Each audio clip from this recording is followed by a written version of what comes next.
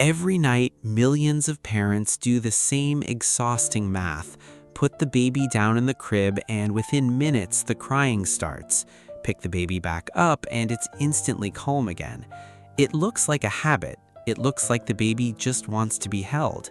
But there's a reason behind it that has nothing to do with being spoiled and everything to do with how a baby's nervous system actually works. You've probably heard the advice, put the baby down drowsy but awake.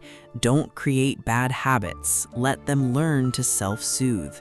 But you'd be wrong to think a baby refusing to sleep alone is a discipline problem.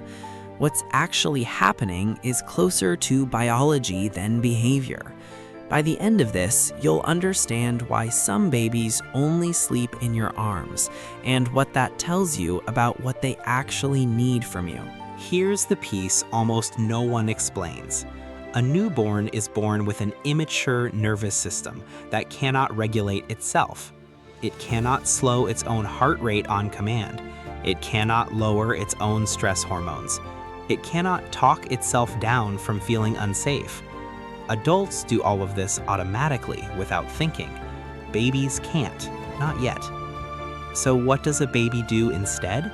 It borrows a nervous system that already knows how. Being held against a parent's chest gives the baby access to a steady heartbeat, a familiar rhythm of breathing, warmth, and pressure, all of which act as external regulators for a system that hasn't built its own regulators yet. Put that baby down in a crib alone, and all of those signals disappear at once. The crib isn't uncomfortable, it's just silent in a way the baby's body reads as unsafe. That's not manipulation. That's a functioning alarm system doing exactly what it evolved to do. This is where it gets counterintuitive. For most of human history, babies were never put down alone to sleep. They were carried, worn, or slept skin to skin with a caregiver almost constantly.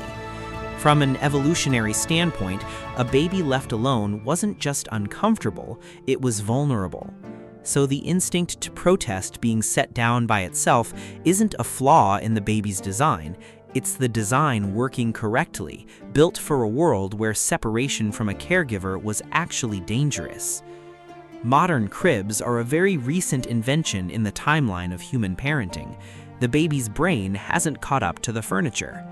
But that's not even the part most parents get wrong. Here's the twist. Responding to a baby who only sleeps in your arms doesn't create a more dependent baby down the line.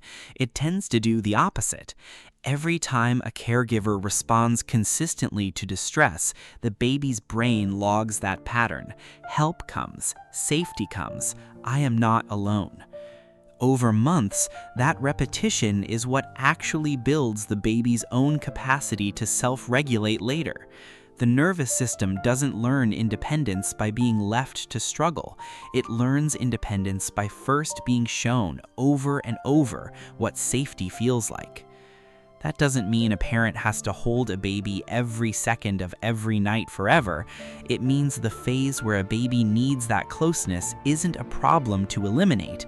It's a stage to move through, one that resolves on its own timeline as the baby's own regulatory system matures, usually over the first year or so. The exhausting nights of a baby who won't be put down aren't a sign something's wrong. They're a sign the baby is doing exactly what a healthy, wired-for-connection nervous system is supposed to do. So here's the answer the title promised. Babies who only sleep in your arms aren't broken, spoiled, or badly trained. They're running on a nervous system that hasn't learned to work alone yet, and borrowing yours until it does. That closeness you're exhausted from providing right now is quietly building the very independence you're hoping to see later. You're not creating a bad habit.